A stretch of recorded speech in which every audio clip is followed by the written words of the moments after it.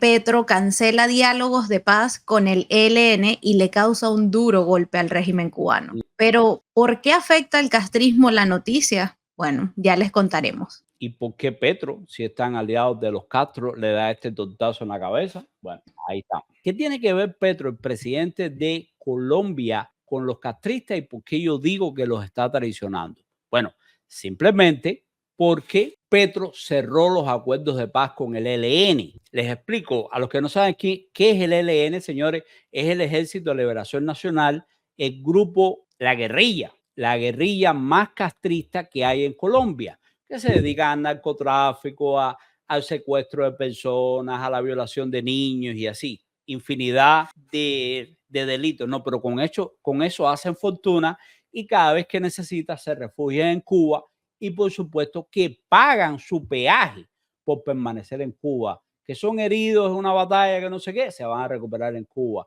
que necesitan vacaciones, se van a recuperar en Cuba, tienen sus yates, tienen todo lo que les da la gana. O sea, es el lugar, el paraíso más cercano que les queda y donde pueden disfrutar de todo su dinero robado y producto de cualquier cantidad de delitos sin que los castristas para nada los vayan a poner en riesgo, ni mucho menos. Aquí Leonel nos dice que el general se llamaba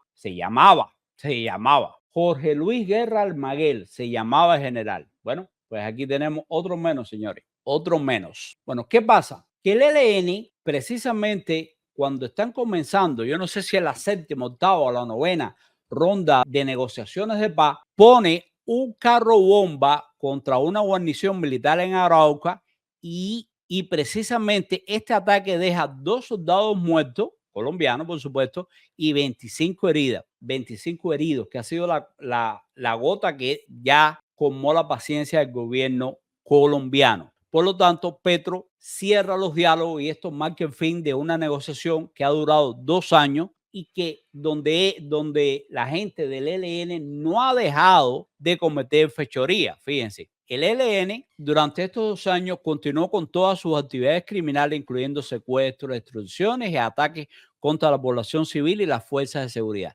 Este periodo demostró la falta de voluntad real de paz por parte de la guerrilla, que aprovechó el diálogo como una plataforma para ganar legitimidad internacional.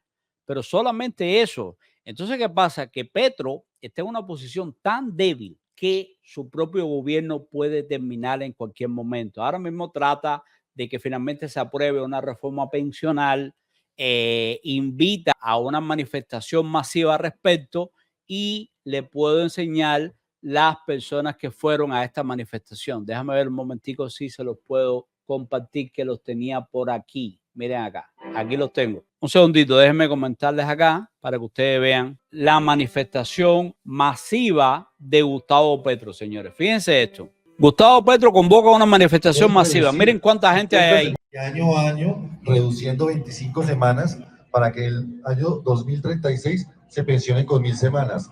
Las mujeres que tienen hijos. Nadie. Hay más camarógrafos que público, señores. Fíjense esto. Esto es bochornoso. Pueden reducir 50 semanas por cada hijo hasta 3 hijos. Año a año, reduciendo 25 semanas para que el año 2036 se pensionen con 1000 semanas. Las mujeres que tienen hijos pueden reducir. Ahí no hay ni 25 personas, señores, en una manifestación convocada por el presidente de Colombia, Gustavo Petro, para que apoyen nada más y nada menos que su intento de reforma pensional, y se encuentra con que es un reverendo fracaso. Ahora mismo le han fracasado también los acuerdos de paz, que era algo en lo que se basaba mucho su gobierno. Recuerden que viene de ahí. O sea, él sale de un grupo guerrillero que en este caso es el M-19. Aquí aprovecho para compartir con ustedes unos comentarios que nos deja Ana B. Martínez, que nos dice: han muerto 4 generales, el último ayer, pero son octogenarios y estaban retirados. No me acuerdo de sus nombres. Imagínate tú. No, esos se van a morir por boquetada. Simplemente la biología no admite errores. Olvídate de esto. Toda esta gente que está en los 80, 90, ya en determinado momento, a pesar de que esta gente tiene todo tipo de beneficios y le da y le llega comidita y esto y lo otro, para nadie es un secreto que simplemente, señores, cuando llega la edad, llega. Como bien nos dice Anabel, Petro está luchando sus elecciones el año que viene y por eso, claro, tantos explosiones, tantos atentados que sigue haciendo el ELN al descaro, él no se va a mantener diciendo, no, espera, vamos a darle dos chances al ELN en los acuerdos de paz. Entonces, por eso es que pasa esto que les voy a comentar ahora. Miren aquí. Y nada, y ahí sigue y montan todo un operativo y todo esto. Entonces, podemos mostrarle, de hecho, un video de cómo viven esos guerrilleros en Cubita, en la Cuba castrista. Vamos para allá. Pero antes le quiero mostrar el anuncio de la suspensión de los diálogos. Porque ya le digo, Petro está contra la espada y la pared. Él quiere ser reelecto. Él quiere imponer una reforma constitucional o un plebiscito que le permita reelegirse, puesto que en Colombia la reelección no está permitida.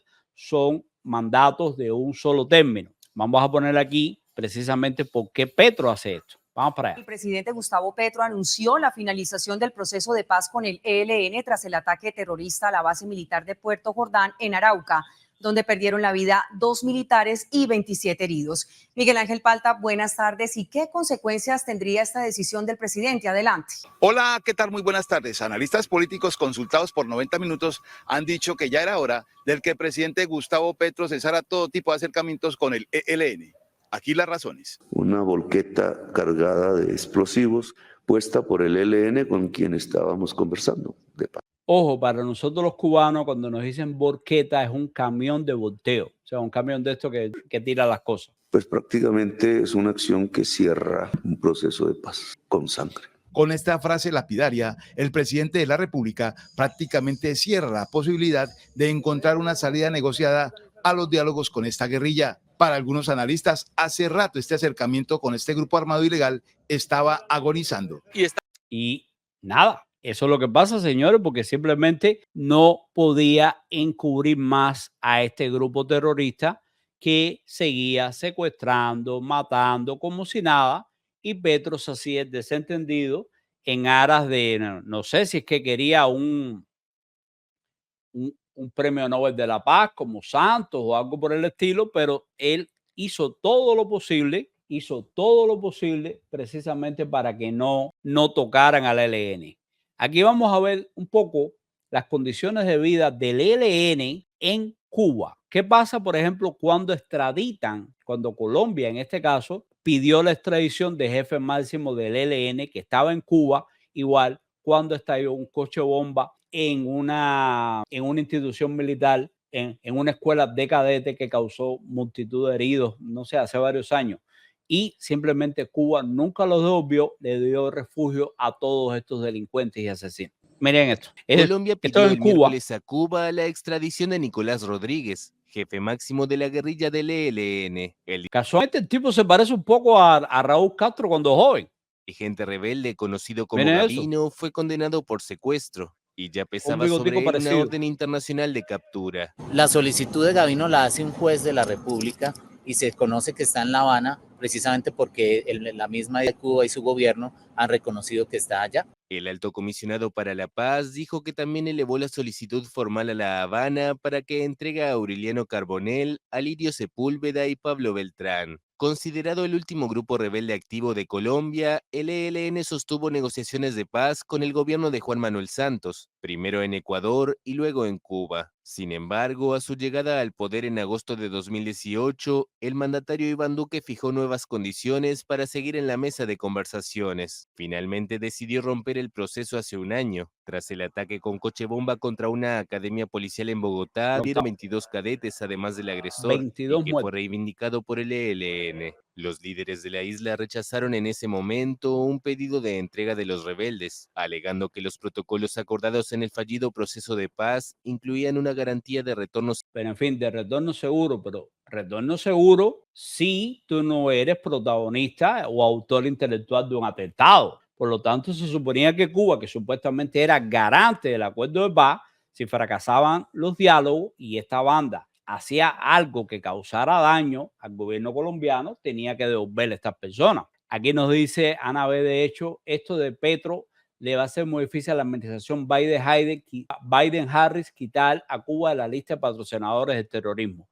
Eso es lo otro, porque ¿qué pasa ahora, señores? Un poco quise dejar esto aquí porque ¿qué pasa con Cuba? Cuba, sin duda alguna, es el gran perdedor en estas negociaciones cuando terminan.